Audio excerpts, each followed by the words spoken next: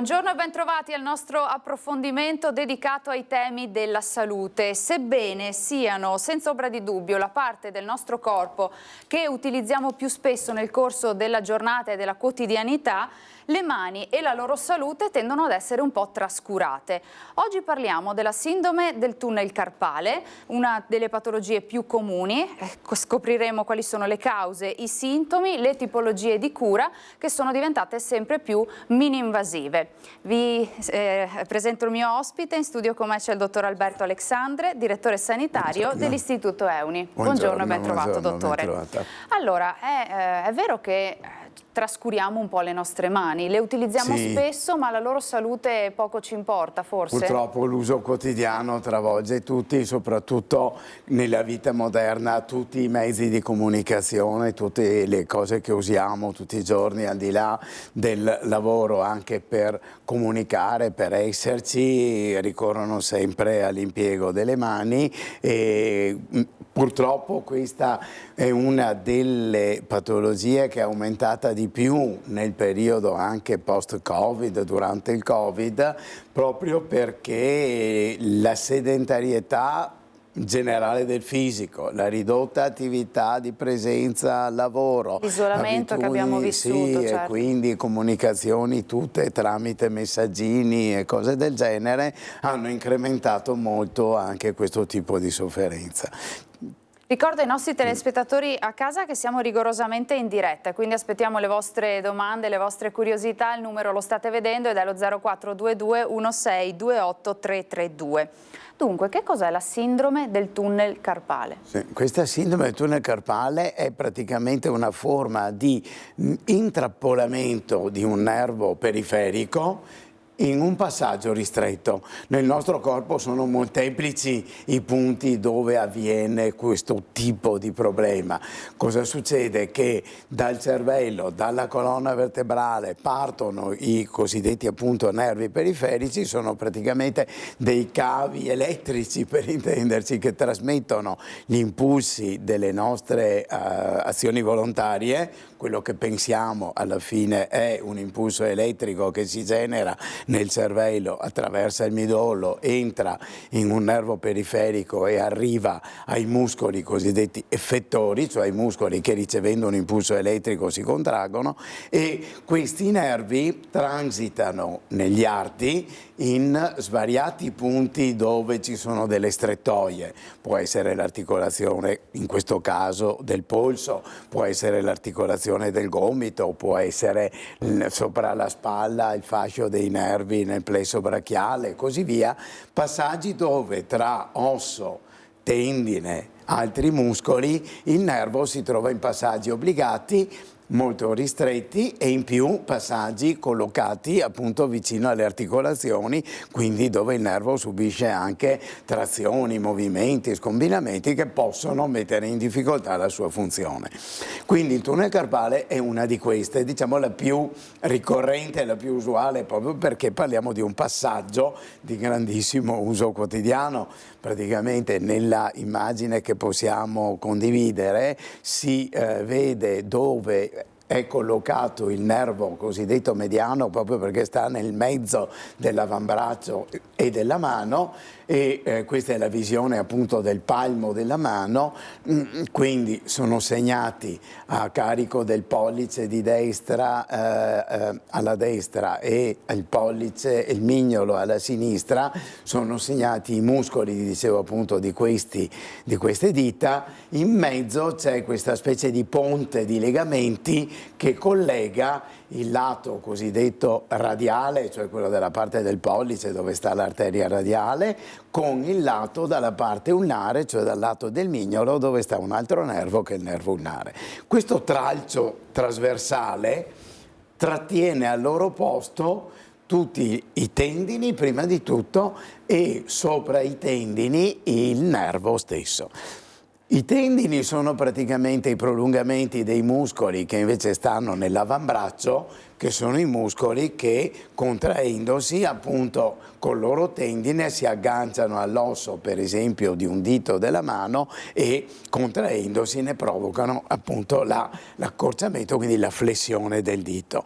Nella zona del cosiddetto tunnel carpale, cioè nel palmo della mano, stanno 2 piani di tendini, perché per ogni dito c'è un tendine per ogni falange, e quindi è una zona molto ricca di elementi in movimento. Sopra questi tendini, appoggiato sopra e tenuto anche lui fermo da quel legamento di traverso, sta il nervo mediano. Quindi è un nervo che si trova in una posizione dove è facile che venga, diciamo, disturbato dai meccanismi di movimento di questi tendini. Dunque, ricapitolando, perché noi ci piace Sì. sempre iniziare con questo ripasso di anatomia. Il tunnel carpale è una parte comunque anatomica del nostro corpo, sì, no? Sì, è appunto questo tunnel, il cui la base è le ossa della mano. Dentro a questo tunnel ci sono tutti i tendini che fanno muovere le dita, appoggiato sopra questi tendini c'è questo famoso nervo mediano. Per tenere tutto fermo c'è questa specie di tetto di questo canale che tiene, bloccando da destra a sinistra, tiene fermo tutto questo insieme, e il nervo è il primo in posizione. Però logicamente il nervo è una struttura delicata rispetto ai tendini, che sono dei veri e propri tiranti, che non hanno, diciamo, una loro suscettibilità a soffrire la compressione. Il nervo invece è, come tutto il sistema nervoso, una struttura molto tenera e molto delicata, che ha una sua circolazione di sangue, e che appunto purtroppo succede che possa essere in queste situazioni compresso al punto da vedere ridotta la sua circolazione di sangue e quindi non riuscire a mandare gli impulsi elettrici che deve fabbricare punto per punto. Perché accade? Cioè, quali sono le cause che portano alla sindrome del tunnel carpale? Le cause sono tutte le alterazioni tra contenuto e contenente. Quindi, prima di tutto, contenuto. Parleremo di, per esempio, gli esiti di un evento traumatico, parleremo di, quindi, una cicatrizzazione interna, parleremo delle sinoviti, cioè di quelle forme di infiammazione delle guaine, per cui le guaine dei tendini o del nervo stesso possono rigonfiarsi. Parlavamo appunto del numero di tendini che stanno nel tunnel carpale per flettere le dita.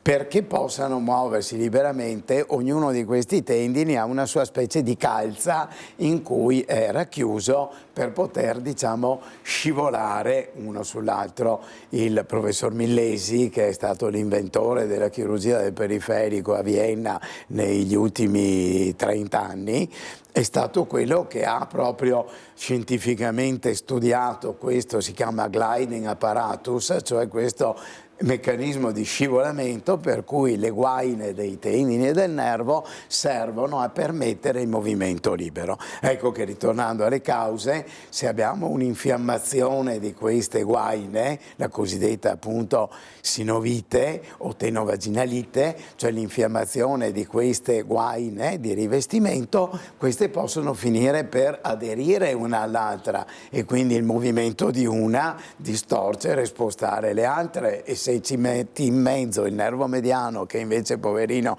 soffre queste compressioni in maniera ischemizzante, chiaramente una fibrosi, un'aderenza eccetera lo metterà in crisi. Che cosa vediamo in questa seconda immagine? Che cosa ci racconta? In questa immagine vediamo la conseguenza del fatto che il nervo mediano è compresso in particolare in quel punto che è segnato in rosso, e in blu il famosissimo Netter, che è l'autore di questi disegni anatomici, ha descritto il territorio cutaneo dove possono distribuirsi i disturbi da disfunzione, perché il nervo mediano innerva quella parte della mano e quindi lì è rappresentata la zona dove si altera la sensibilità, si possono avere formicolii, bruciori e dolore. Ecco. Il punto segnato in rosso è molto importante perché è quello il punto preciso dove c'è la massima strettoia del tunnel carpale. Con colleghi neuroradiologi ancora ormai 35 anni fa abbiamo fatto degli studi anatomico-funzionali dove abbiamo potuto, con l'ecografia su persone sia malati che volontari, documentare in movimento il movimento appunto dei tendini, e questo che è il punto essenziale della strettoia, cioè il punto dove il calibro del canale diventa il più stretto possibile e dove meccanismi di gonfiore oppure di alterazione interna sono proprio il punto preciso di manifestazione della sofferenza del nervo. Nell'immagine si vede però, dottore, che il nervo mediano prosegue, insomma, anche oltre il polso. Da lì il nervo proprio si dirama in più rami. Importantissimo è il primo ramo che va verso il pollice, perché è il ramo motorio del pollice. Una volta, quando gli interventi erano all'inizio, magari erano grossolani, proprio nei primissimi anni dell'esperienza di questo, parlo degli anni 70, 65, 70, 75, erano gli anni in cui si rischiava chirurgicamente di lesionare quel piccolo ramo nervoso, e a quello poteva conseguire la paralisi del pollice, quindi all'epoca era una cosa clamorosa e delicata. Al giorno d'oggi le tecniche chirurgiche hanno superato ampiamente un problema di questo genere, ed è comunque importante decomprimere tutti quei rametti che abbiamo visto, perché è lì che il nervo si sfrangia e dà la sensibilità e va liberato.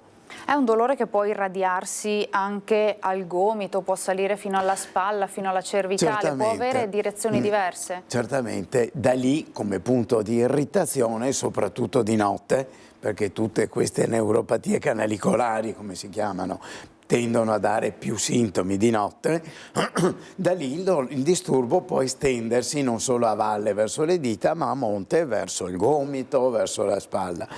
E logicamente tutti mi chiedono: ma perché la cosa deve peggiorare di notte, che sono lì tranquillo che mi riposo, penserei di essere a postissimo.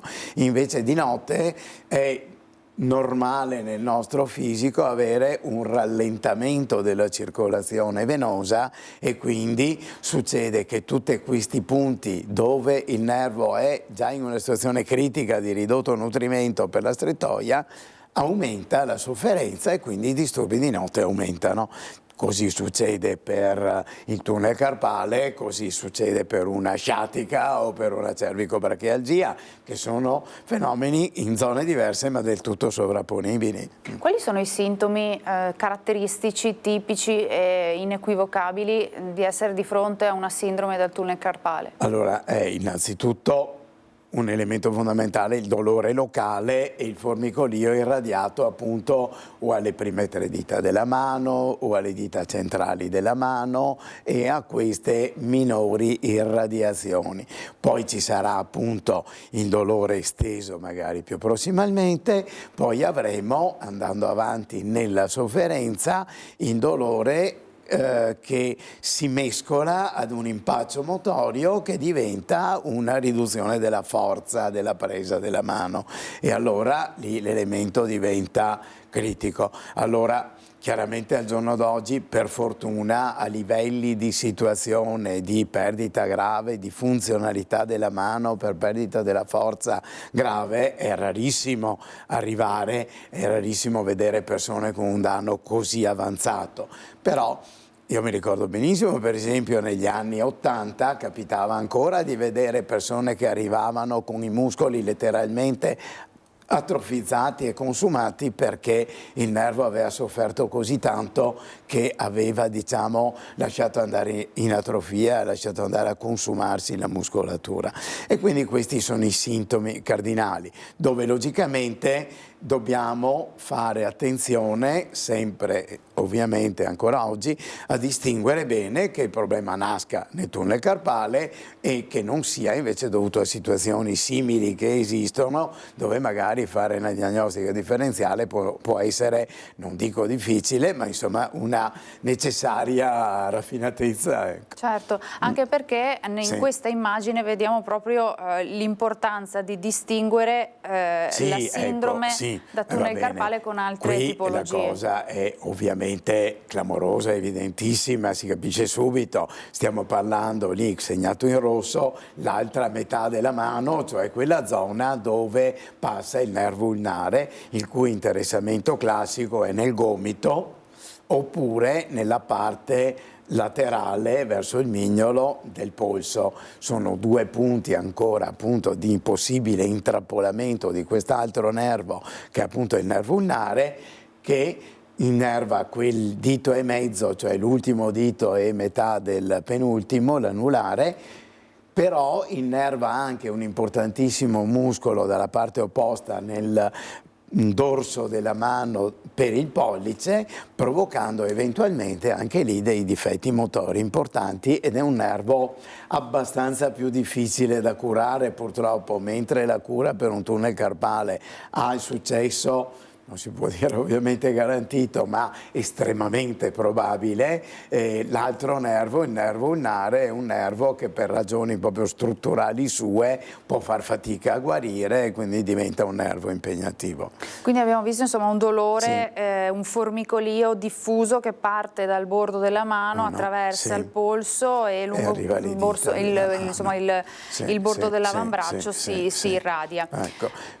C'è Altra però diapositiva, ancora un altro aspetto importantissimo, che è quest'altro, che sintomi analoghi oppure da differenziare, magari da differenziare con un raffinato esame come può essere un'elettromiografia, possono nascere dalla colonna cervicale, perché il nervo mediano ha la sua origine dalla settima radice cervicale, cioè da quella radice nervosa che nasce nel collo tra la sesta, la quinta, la sesta e la settima vertebra cervicale, quindi eventualmente un'ernia del disco, l'artrosi cervicale, come manifestazioni di patologie del collo, della colonna cervicale, possono dare sintomi che si confondono, che si sovrappongono. Dico si sovrappongono perché ci sono dei casi che si classificano come double crash, cioè sindrome da doppio schiacciamento, dove appunto la sofferenza del nervo può essere in prima battuta nel collo, nella patologia, metti di un'artrosi cervicale, e successivamente in un intrappolamento nel tunnel carpale, nel polso, per cui la sofferenza ha due sedi di origine, e in letteratura ormai è ben stabilito che in questi casi è meglio trattare prima il tunnel carpale in periferia e poi trattare la parte cervicale nel collo, in modo da gestire, se non proprio risolvere al 1000 per 1000, perché purtroppo in medicina tante situazioni si correggono senza pretendere di arrivare a una soluzione radicale, ma comunque gestire tutti e due i punti. E in questa immagine vediamo proprio questo, no? Nel collo passano tantissimi nervi.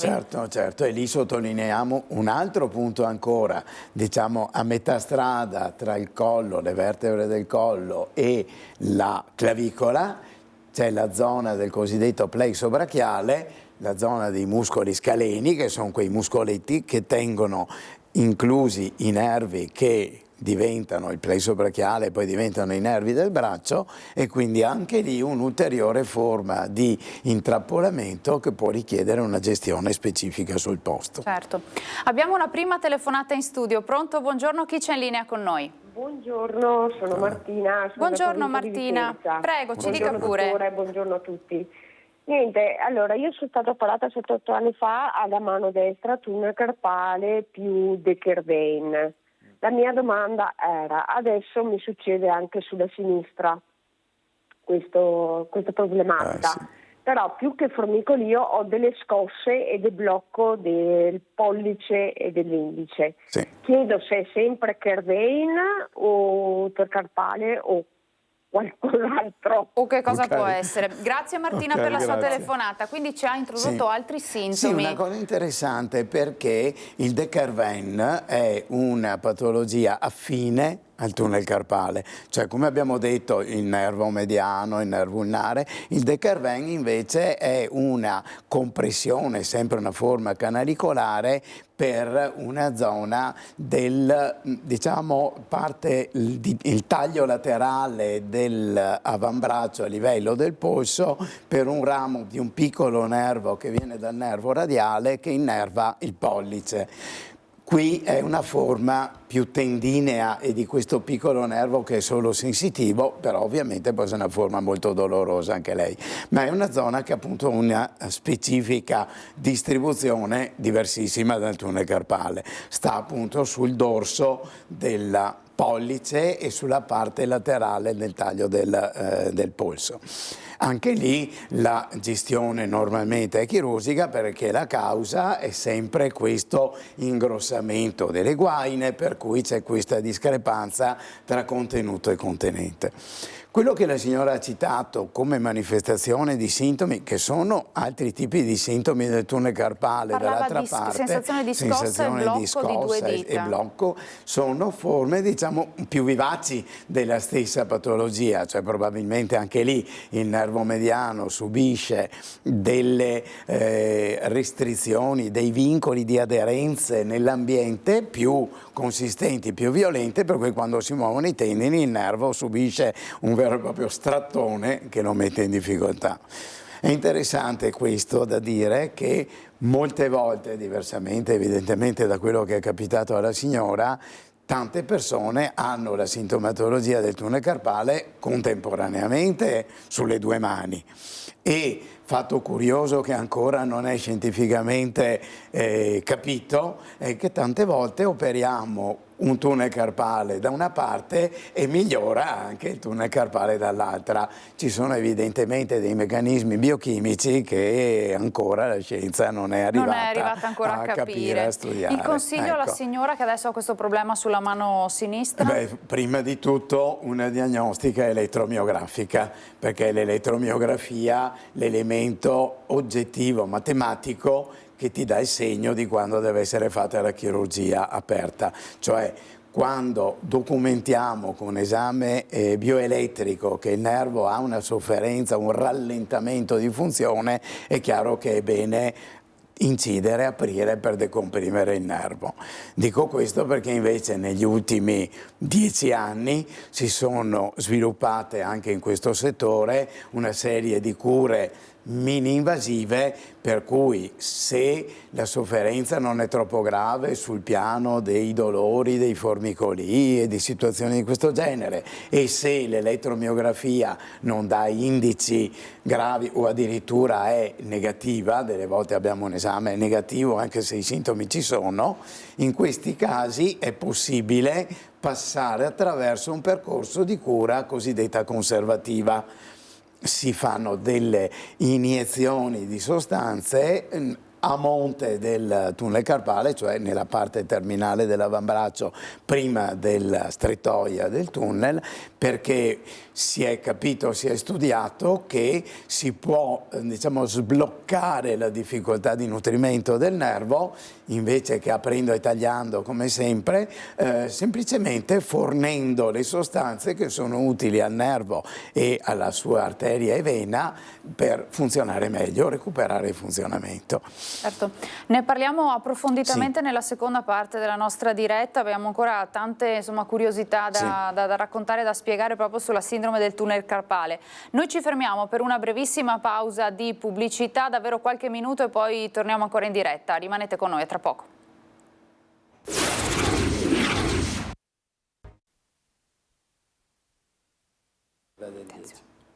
Rieccoci nuovamente in studio.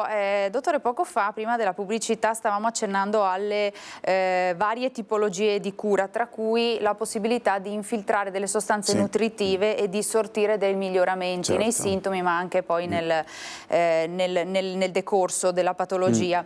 Tutto questo rientra in una logica di tipologie di cura di medicina rigenerativa, di cui abbiamo parlato spesso. Le chiedo insomma, di ricordarci un po' che tema è questo e perché in questi ultimi anni ha preso molto piede. Chiaro. Medicina rigenerativa è appunto tutto questo assetto di filosofia curativa, filosofia medica, in cui si cerca di correggere situazioni, far vivere meglio una persona senza necessariamente arrivare ad atti chirurgici, senza necessariamente pretendere di avere una morfologia perfetta in un fisico che che poniamo avanti negli anni, ma dove ci si occupa appunto della funzionalità, del ripristino di un buon equilibrio metabolico e addirittura quando arriviamo a usare il gel piastrinico, le cellule staminali, ripristinare proprio la funzionalità perché si rimettono in ordine le arterie e le vene. Ecco.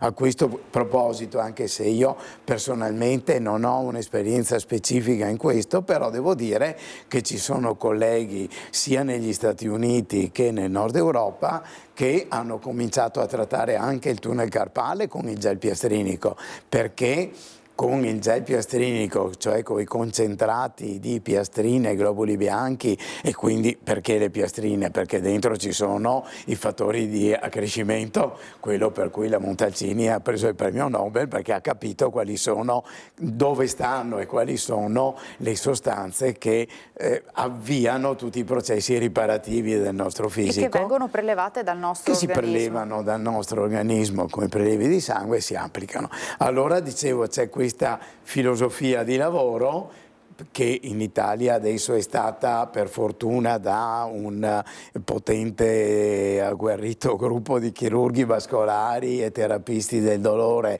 raggruppata in una società scientifica che si chiama appunto SIMCRI, Società Italiana di Medicina Rigenerativa, proprio per sviluppare in tante discipline, in tante specialità, questa logica di lavoro. Ecco. Certo. Nel caso specifico delle neuropatie canalicolari, noi stiamo facendo da diversi anni ormai degli studi proprio per vedere quanto sostanze che attivano il metabolismo, che migliorano la circolazione venosa, che idratano i tessuti, che aiutano i nervi con le sostanze stesse con cui funzionano.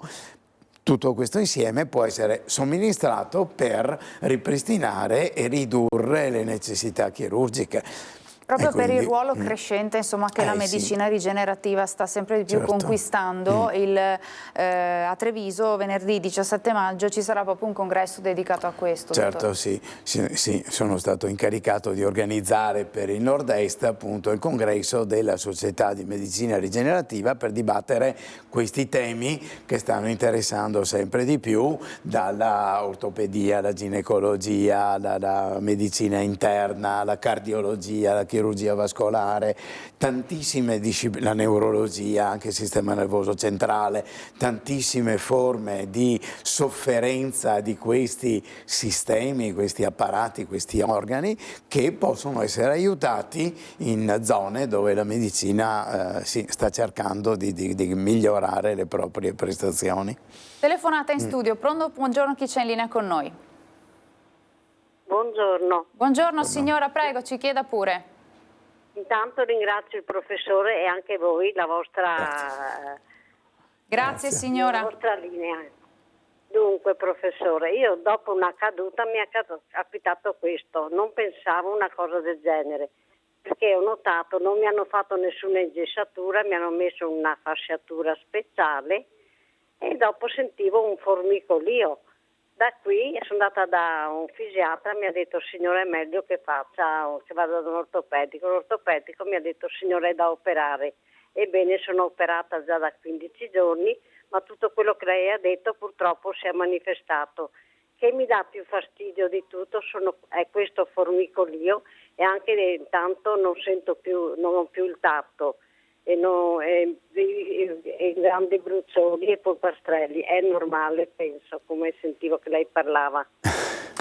È un po' difficile risponderle signora perché qui c'è stata una caduta e quindi un trauma. Bisognerebbe capire che tipo di trauma, che lesioni, che tipo di intervento le hanno fatto, perché magari l'intervento riguardava ossa o riguardava muscoli, non lo so. Il punto poi sarebbe anche mi parla di 15 giorni dall'intervento, quindi può essere semplicemente presto per vedere un risultato che si consolida. Se parliamo di un formicolio, di una sofferenza di un nervo, i tempi di riattivazione possono essere lunghi e quindi se il disturbo persiste di là da un altro mese, diciamo per dire da adesso, e quindi abbastanza dopo aver visto maturare i risultati di un atto chirurgico, eventualmente la definizione del problema avviene di nuovo appunto con un esame di elettromiografia.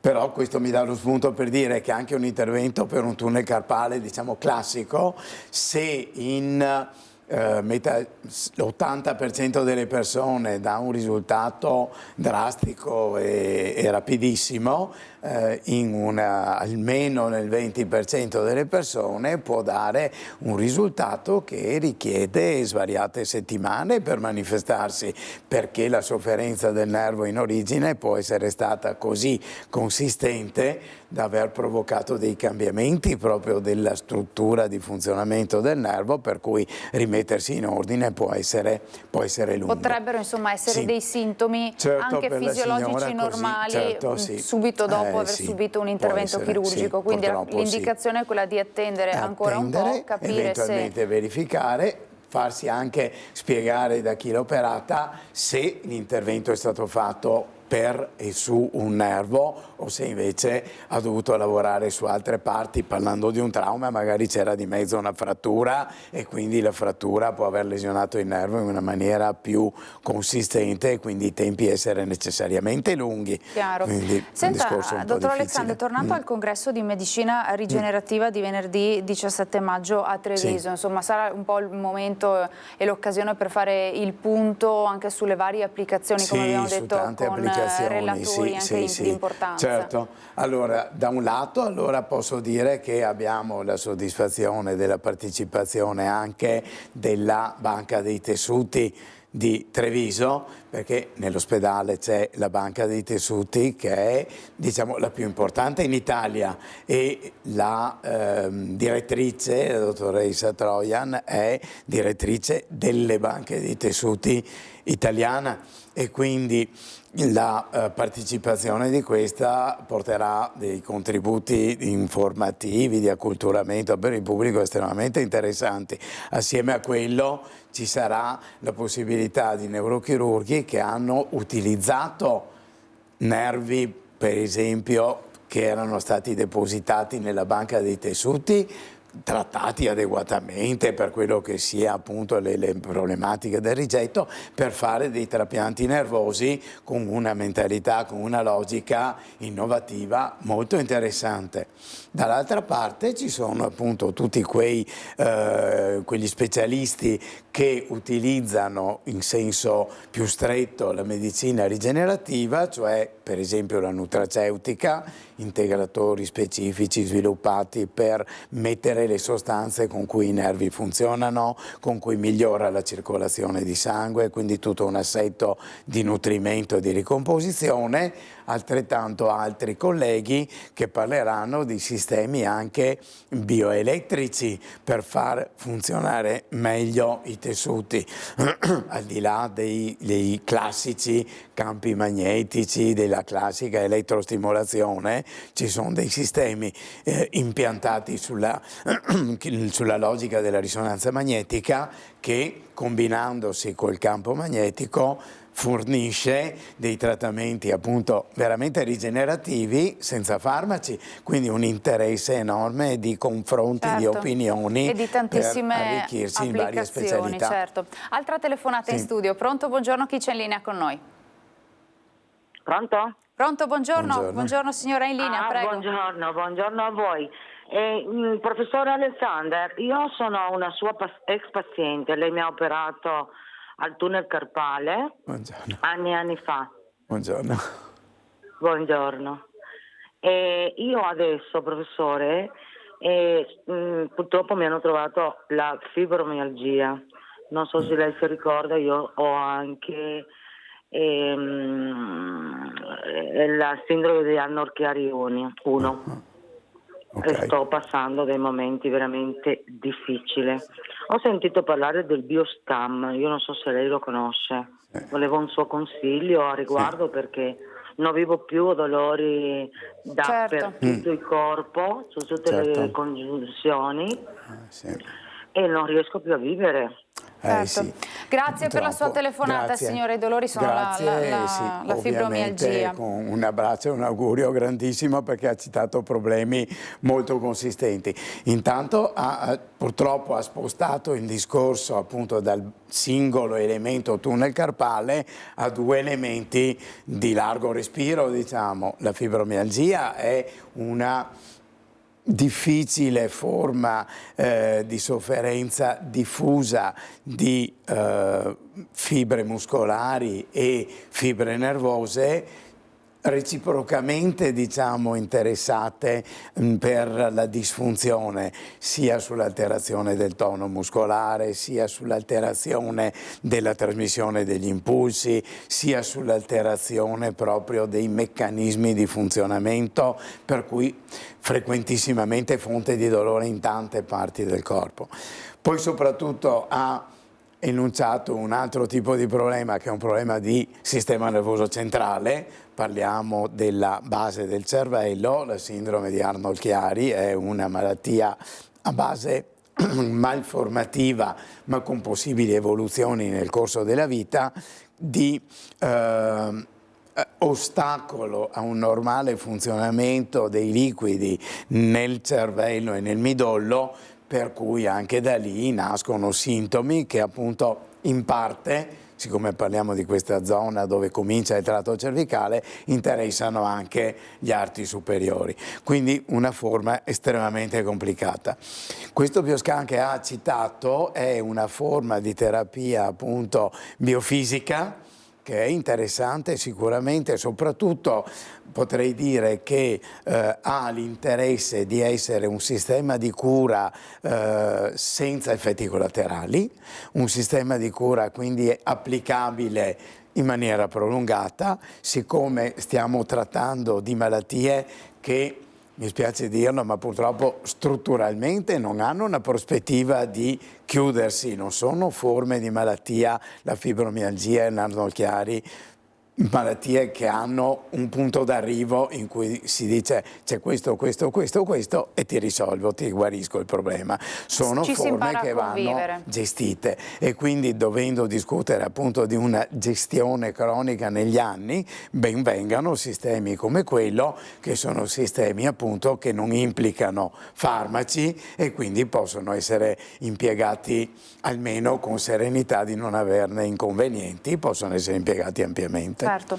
Tornando alla nostra sindrome del tunnel carpale, dottore, chi ne è colpito maggiormente? C'è una prevalenza di sesso maschile o femminile? Ancora una volta femminile. Prevalentemente femminile, come succede probabilmente in tutte queste forme che hanno un'ampia base ormonale, funzionale, metabolica. Ecco.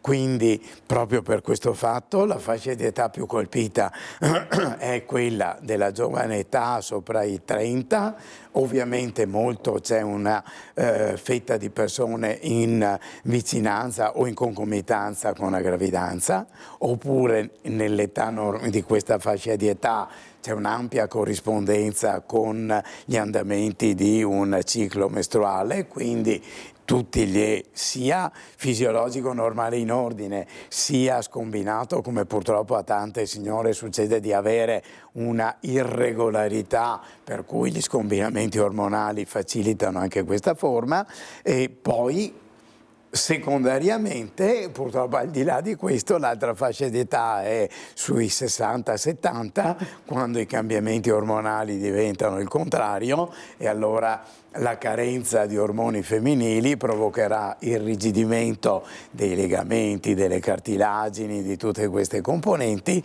che stanno attorno a questi nervi, e quindi li possono più facilmente rimettere in difficoltà. Prego, mi scusi se l'ho interrotta. Dicevo che nell'uomo è molto più rara ed è molto legata alle attività manuali, è tipica proprio di chi fa forti lavori con le mani. E ecco, quindi le utilizziamo molto, e quindi durante la giornata i lavori manuali possono far peggiorare anche la sintomatologia. Certo. Lei ha parlato della donna in gravidanza.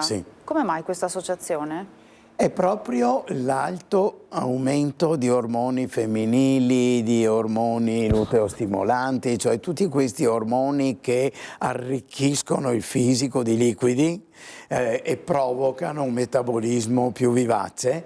In queste situazioni è proprio tipico della fase finale della gravidanza, è proprio tipico, diciamo, dell'ultimo trimestre che tante signore soffrono in maniera importante, e allora anche noi medici lì ci troviamo praticamente ad una scelta.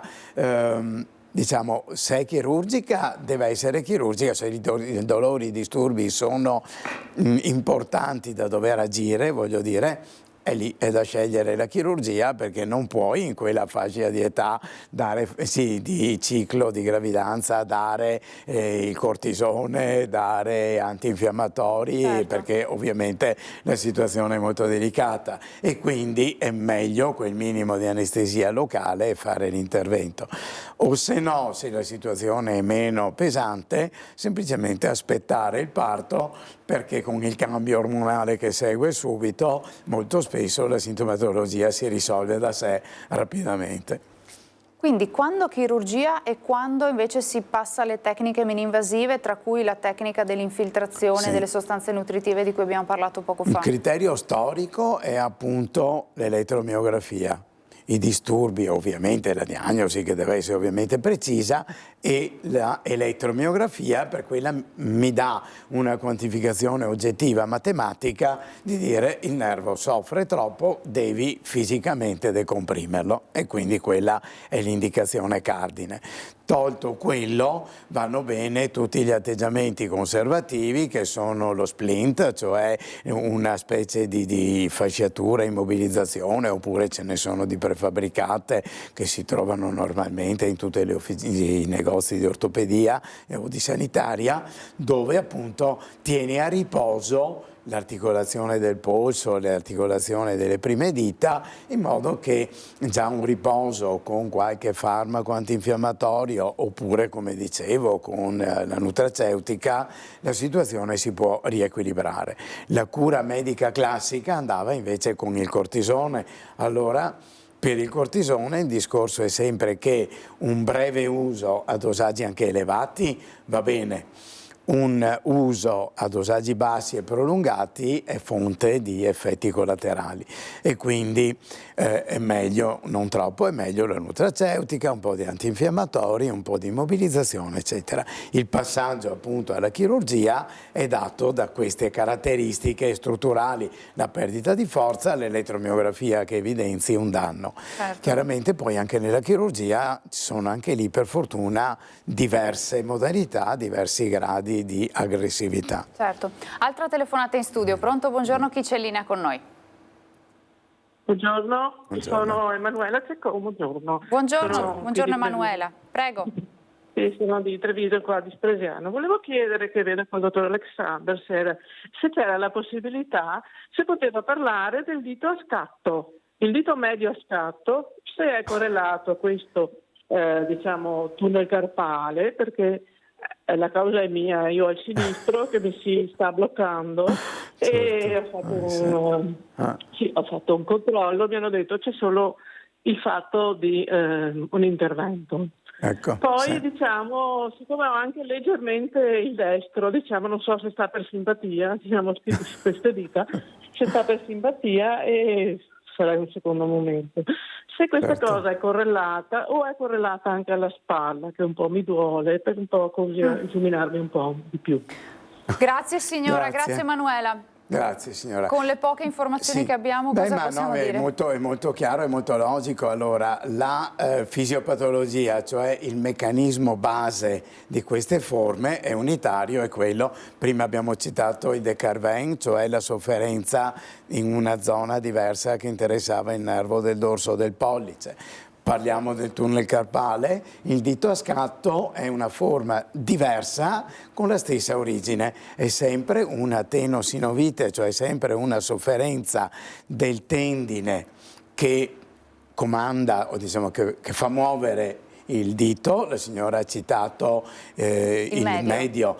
Diciamo che il più frequentemente colpito, anche qui non sappiamo ancora bene perché, è il quarto dito oppure il primo, quelli classicamente più colpiti, ma comunque può essere colpito qualunque. È una forma di difetto di funzionamento del tendine, che il tirante, diciamo, che fa piegare questo dito, perché nel palmo della mano, a livello proprio 1 centimetro prima della base delle dita, ci sono delle pulegge che tengono appunto questi tendini che devono scorrere, li tengono ancorati al pavimento dell'osso. Allora, con l'infiammazione della guaina di questo tendine, questa guaina si ingrossa, nel muoversi sotto a questa puleggia può bloccarsi banalmente, meccanicamente, non riuscire più a passare.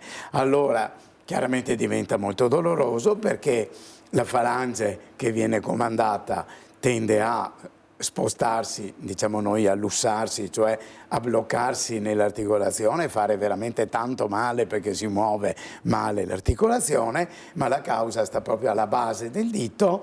E normalmente è anche questo un fenomeno legato, per via del fatto che è un'infiammazione delle guaine, collegato a fenomeni inizialmente ormonali o funzionali, quindi è normale aspettare di solito, perché spesso è una malattia, diciamo, stagionale. Ci sono le stagioni in cui queste forme sono più evidenti, come la primavera, l'autunno, e poi magari nel corso dell'estate, nel corso dell'inverno ti passa completamente. Si risolve autonomamente. Sì, se invece rimane, allora se rimane non c'è altro da fare che fare un piccolissimo taglietto, basta 1 centimetro di taglio, un intervento di 5 minuti, si fa un piccolissimo taglio, si apre questa puleggia e il problema è risolto.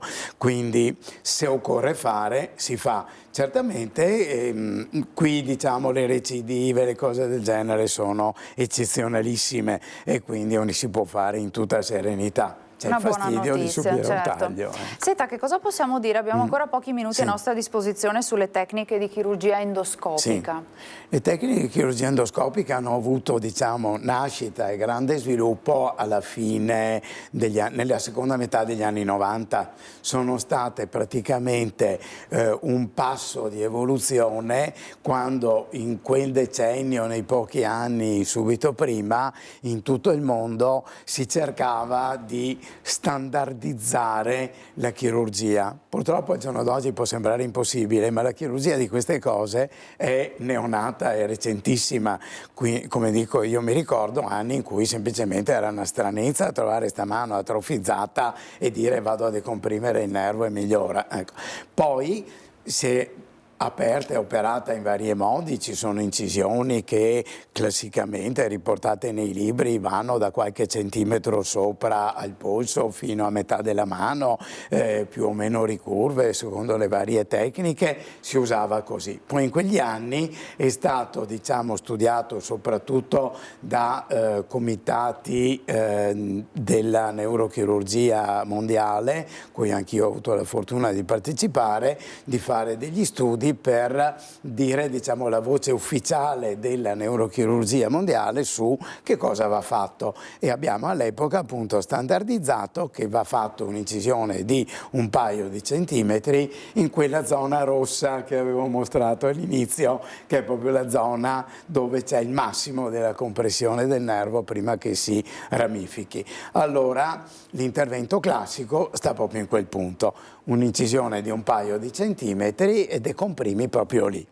Nella stessa epoca invece altri, soprattutto il mondo ortopedico, ha sviluppato una tecnica di endoscopia, cioè senza andare, diciamo, a disturbare quello che è il punto nodale, magari un punto che poteva offrire, come avevo accennato, qualche rischio chirurgico.